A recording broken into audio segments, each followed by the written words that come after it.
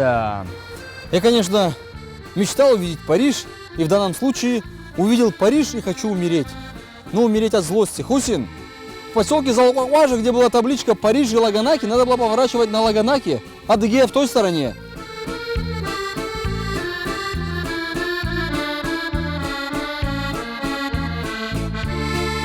Со всех сторон, заключенная в тесные объятия Краснодарского края, Республика Адыгея, несмотря на свои довольно скромные размеры, ежегодно привлекает тысячи путешественников и считается одним из туристических центров всего Южного федерального округа. Сочетая на своей территории как равнины, так и горы и предгорья Большого Кавказа, Адыгея открывает возможности для различных видов активного отдыха. Здесь сосредоточено огромное количество природных и культурных достопримечательностей: дикие теснины, говорливые водопады, таинственные пещеры и, конечно же, памятники истории. Здесь же можно увидеть одно из самых живописных горных плато, именуемое Лаганаки. А еще почти половину территории республики занимают заповедные леса. И на такое богатство уж точно стоит взглянуть своими глазами. В Адыгее нет собственного аэропорта, зато он есть в соседнем Краснодаре, расположенном на расстоянии в 140 километров от республиканской столицы, города Майкопа. Между Краснодаром и Майкопом действуют регулярные автобусные сообщения. Стоимость проезда на рейсовом автобусе составит порядка 300 рублей. От административного центра Адыгеи до курортных поселков можно добраться также на автобусе или такси. Ну а на собственном автотранспорте доехать до Майкопа можно, следуя европейским маршрутам Е50 и по трассе Р-217 Кавказ. От Майкопа следует двигаться вглубь республики до поселка Каменномостки. Именно в этих местах и стоит сделать одну из первых остановок. Если вы располагаете временем, то можно по пути в Лаганаки свернуть с трассы и посетить целый комплекс водопадов Руфабга. Все они разные и находятся друг от друга недалеко. Пойдем посмотрим.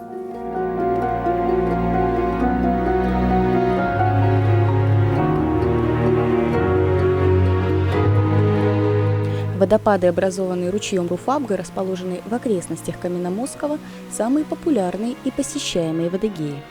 Именно они являются своеобразной визитной карточкой этой местности, поскольку отличаются не только разнообразием, но и легкодоступностью. Быстрый ручей берет начало на северном склоне Азирского хребта и устремляется вниз, к реке под названием Белая. Чтобы увидеть водопады Руфабга, нужно пройти по мосту, перекинутому через эту реку, громыхающую внутри живописной теснины. Проход платный, его цена составляет порядка 400 рублей. Первый водопад можно увидеть еще с моста. Его называют «Три братца». Водные потоки синхронно срываются в реку и символизируют начало туристического маршрута и окончание пути для горного ручья и рождающего водные потоки.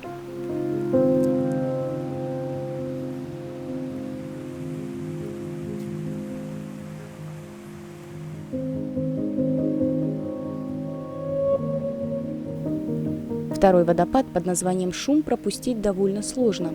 Обрываясь со скального уступа, он образует небольшую чашу с хрустальной водой. Спуститься к водопаду поближе можно по специально оборудованной лестнице.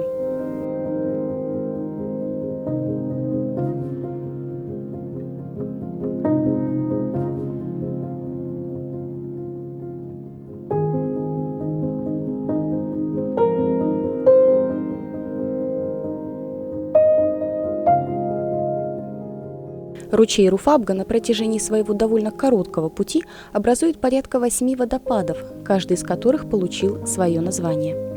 Небольшая речка прорубила себе русло много десятилетий назад и образовала небольшое ущелье в любое время года, удивляющее путешественников буйством красок. Скальные отвесы стен здесь обрамляют зеленые ленты колхидского плюща, которые рисуют с одной стороны довольно романтичную картину, а с другой – пейзаж дикой первородной природы. Половину маршрута по ущелью Руфабга можно пройти по оборудованной экскурсионной тропе, по лестницам и перекидным мостам.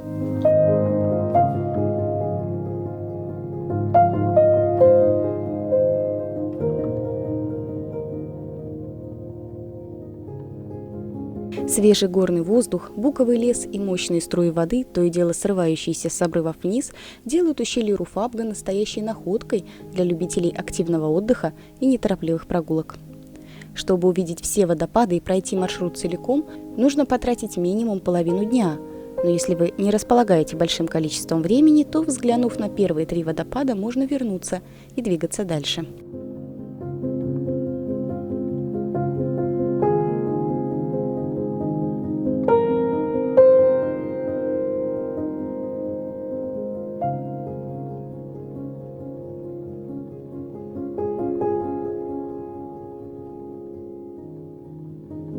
Дорога поведет вверх, к еще одному удивительному памятнику природы.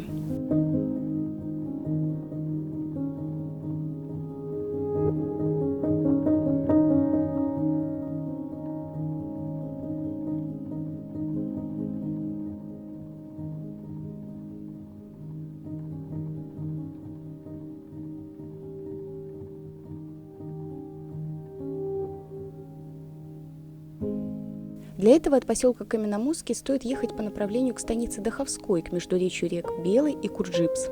С трассы Майкоп-Лаганаки стоит свернуть, следуя указателю. Буквально в полукилометре от дороги расположен вход в одну из самых красивых и загадочных пещер всего юга России.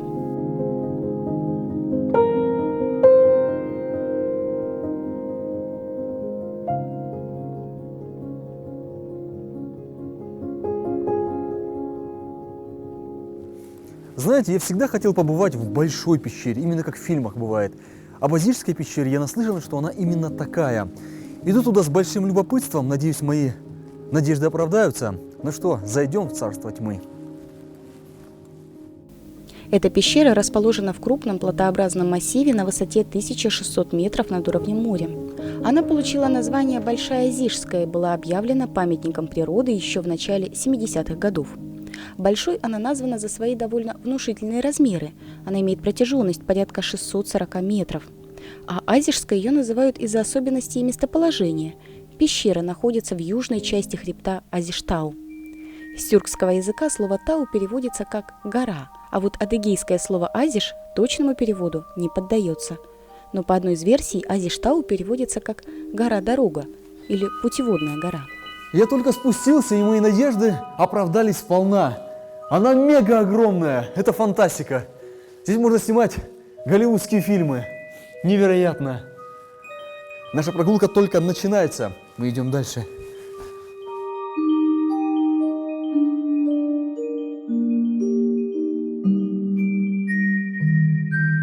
Вход в пещеру образовался уже после формирования подземных полостей. Над местом входа висели 2 огромных сталактита общим весом почти в 10 тонн. Горная порода не выдержала такой тяжести, и они обвалились. Так и образовался вход. Это произошло где-то в середине XIX века.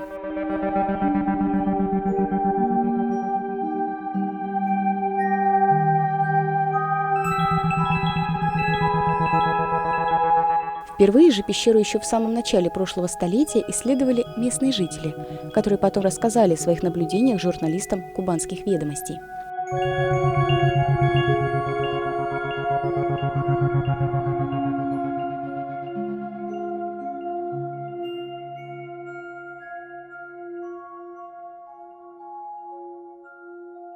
Со временем пещерой стали интересоваться все больше и больше – геологи, спелеологи, историки и археологи. Сегодня же ее ежегодно посещает несколько тысяч человек, желающих погрузиться в невероятную и таинственную атмосферу подземного царства.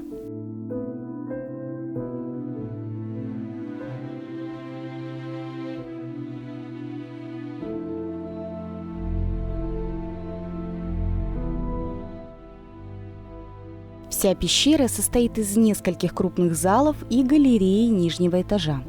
Каждый из залов со временем получил свое название, чтобы и туристам было понятнее, и гидам попроще. Здесь есть зал богатырский, коронный и даже венчальный. Каждый отличается особым декором и убранством. По оценкам специалистов, возраст этой пещеры составляет около 2 миллионов лет, то есть она начала формироваться еще до начала четвертичного оледенения. Именно в тот период образовались гроты, составляющие верхний ярус пещеры. А нижний ярус развился гораздо позже, во время чередования оледенений и межледниковий, от 1 миллиона до 10 тысяч лет назад. Потом ледники ушли, и процесс развития полостей пещеры резко сократился. Тогда она и приобрела свою современную структуру.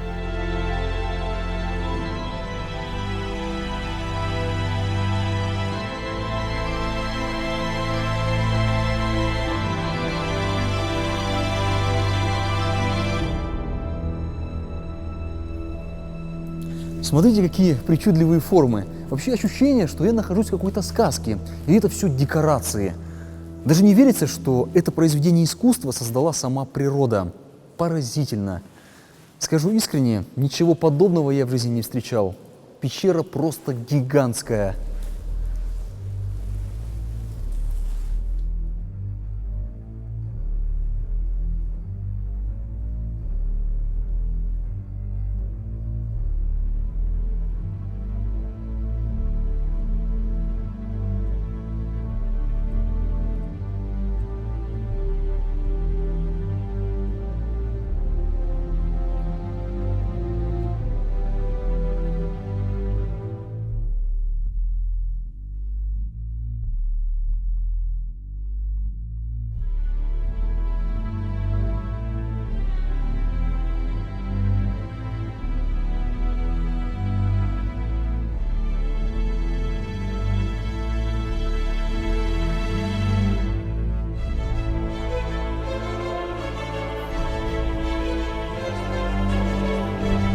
Я хочу показать вам один интересный момент.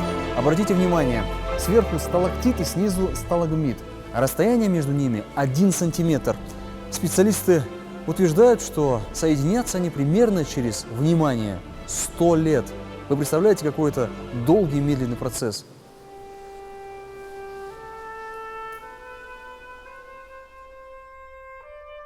В пещере повсюду можно увидеть сотни сталактитов и сталагмитов. Есть здесь и огромные сталагнатовые колонны.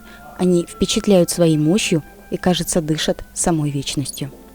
По каменным стенам в немой неподвижности застыли бахромчатые натеки, формирующие удивительные картины. Если приглядеться, то под сводами можно разглядеть и невероятные деревья, и сказочных персонажей, и даже диковинных существ. Бесконечное разнообразие образов будет человеческую фантазию, и люди не устают придумывать им все новые названия. Каждая пещера имеет свою мистику. Обратите внимание, мистика этой пещеры. Дух. Закрытые глаза, не будем его будить и пойдем тихо дальше. Среднегодовая температура в пещере колеблется в пределах 4,5-5 градусов по Цельсию. Хотя при интенсивном посещении залов экскурсантами было отмечено повышение температуры на 1 градус относительно ее естественного уровня. В Большой Озижской сформирован свой целебный микроклимат, который оказывает благоприятное влияние на органы дыхания. Здесь быстро вылечивается ангина, а аллергики и астматики чувствуют существенное облегчение. Сюда даже приходят группами для своеобразных сеансов вдыхания подземного воздуха. А еще в этих подземных полостях практически нет микробов. Слабо циркулирующий в пещере воздух успевает ионизироваться, потому здесь повышенное содержание озона. Но хорошо успели приспособиться к жизни под землей летучие мыши. Иногда их можно даже увидеть. По дну пещеры протекает подземная река. По легенде, ее воды обладают целебными свойствами. Водяной поток берет свое начало от карстового источника в одной из расщелин в верховьях галереи. Также река подпитывается атмосферными осадками, просачивающимися в полости через горные породы. Ширина реки достигает 2 метров. Исследователи не смогли найти конкретное место выхода этой реки на поверхность. Она просто исчезает в узких непроходимых щелях. Потому есть предположение, что где-то под сводами спрятано настоящее подземное озеро. Знаете, что мне напоминает этот причудливый столб? Аппарат, откуда стекает такой шоколадный фонтан из яруса в ярус. Очень похож. На самом деле это пальма желаний. Сюда поднимаются люди, становятся рядом и загадывают желания. Загадаю я. Надеюсь, сбудется. Снова поднявшись на поверхность и подождав, пока глаза привыкнут к свету, стоит двигаться дальше, а точнее выше, к Нагорью Лаганаки. Эта местность – настоящая гигантская экспозиция удивительных памятников природы. Неудивительно, что именно в эту часть Адыгеи так стремятся попасть путешественники. Поскольку подобные прогулки отнимают немало времени, стоит задуматься о ночлеге заранее. По дороге к плато Лаганаки можно увидеть огромное количество гостиниц и баз отдыха. Одна из самых высокогорных турбаз Нагорья расположена в горной расщелине на высоте порядка 1700 метров над уровнем моря. Каждый из спутников, останавливающихся здесь, сразу ощущает и величественное присутствие гор, и освежающее дыхание вечных снегов. Гости турбазы размещаются в 2- и 3-местных номерах, расположенных в нескольких корпусах, а также в отдельных коттеджах. Цены на суточное проживание начинаются от 1500 рублей и включают в себя комплексное питание.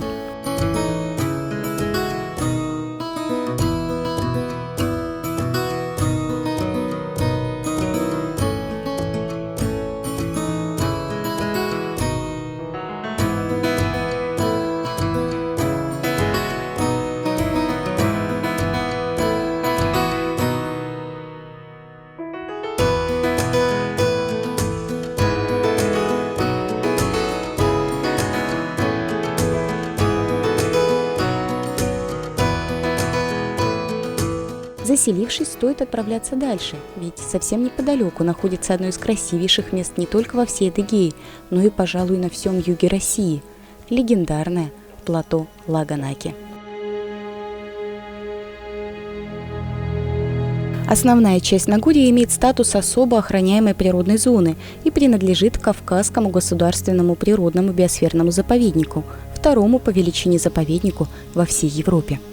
Чтобы попасть на смотровые площадки плато, нужно пройти через кордон егерей.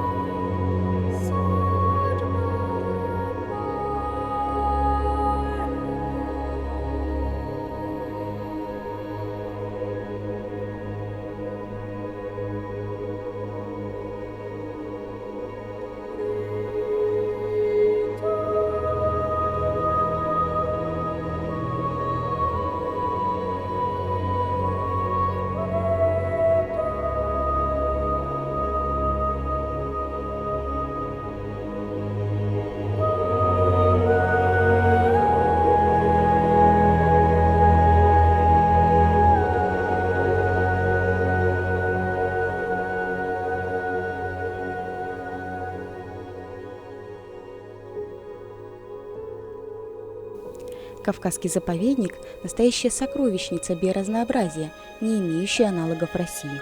Он имеет международное значение как участок нетронутой природы, сохранивший первозданные ландшафты с уникальными флорой и фауной. Не случайно в 1979 году заповедник получил статус биосферного, а в декабре 1999 года был включен в список объектов всемирного природного наследия ЮНЕСКО. Кавказский заповедник называют своего рода координатором в области охраны природы и сохранения природного биоразнообразия во всем Кавказском регионе. Он является лабораторией под открытым небом, в котором выполняются важнейшие научные исследования и проводится экологический мониторинг окружающей среды.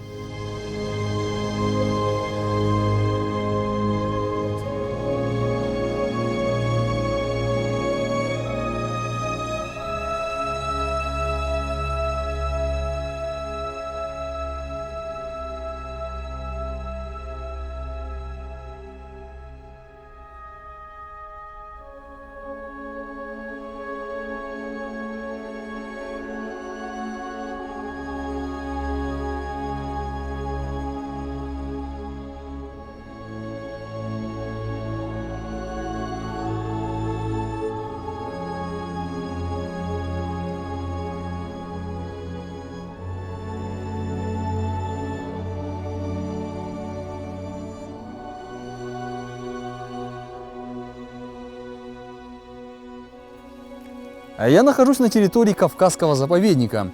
Хорошо охраняемая природная зона. Здесь довольно тихо, спокойно и, главное, чисто. Обратите внимание, какой арктический пейзаж позади меня. Казалось бы, обычные холмы, но снег превращает их в такую ледяную сказку. Горные хребты Лаганакского Нагорья интересны тем, что их южная сторона резко обрывается вниз, а северная очень пологая. Самые высокие вершины хребта – это Фишт и Оштон. Сложно представить, но вся эта огромная каменная чаша, вмещающая дикую сказочную заповедную территорию, более 200 миллионов лет назад была не вершиной, с которой открываются невероятные виды, а глубочайшим дном Мирового океана.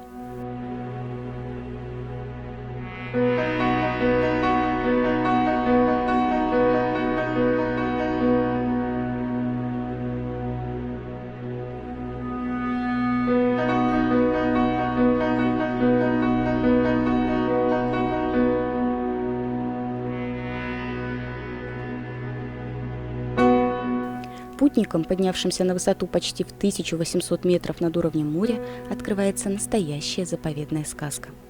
Нагорье сложено мощной толщей известняков юрского возраста. Верховья рек и мелкие ручьи прорезают известняки и образуют узкие глубокие каньоны с отвесными обрывами. В пределах этой территории по долинам рек сохранились реликтовые самшитовые леса. Девственная первородная природа, заснеженные скальные пики и густые леса, которые дают приют огромному количеству животных и птиц. Вот оно, плато Лаганаки.